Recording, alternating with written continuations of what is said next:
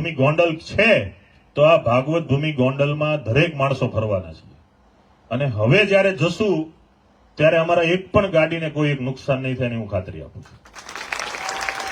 પહેલી વાર હોય તો સ્વાભાવિક છે કે આપણે એમને એ માન સન્માન આપવામાં ઉણા ઉતરે, પણ આપણા તો સંસ્કાર છે, આપણે માન સન્માન આપીએ. પ્રથમ વખત અમે ગયા, એક પણ પ્રકારનું ઘર્ષણ નહીં, કોઈની સાથે વાત નહીં, કોઈ સાથે મારામારી બોલાચાલી કોઈ પણ વિરોધ વગર અમે સંપૂર્ણ રીતે પરત આવ્યા. પણ હવે જ્યારે પણ જઈએ એક પણ ગાડી તો ઠીક, એક કાર્યકર્તાનો કોઈ કોલર પકડવાની તાકાત ન કરે એની પૂર્વ તૈયારી સાથે જવાના છે. કેમ કે એ જે દિવસો હતા એને સાબિત કરી બતાવ્યું કે આ ગોંડલમાં લુખાગીરી છે.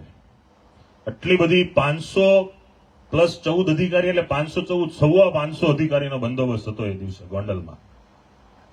તો આટલી મોટી પોલીસ ફોર્સ હોવા છતાં પણ એટલી બધી લુખ્ખી ટોળકીને ભાડુઆતી જમાતો લઈ અને પોતાના કૃત્ય પાર પાડતા હોય તો વિચારો કે જે માણસ પાસે બિચારા પાસે કાયદો નથી, જે માણસ લાચાર છે, ગરીબીમાં જીવે છે, ક્યારેય બિચારો કઈ બોલી નથી શકતો, આવા પીડાતા માણસોની શું પીડા હશે એની ખાલી કલ્પના કરો.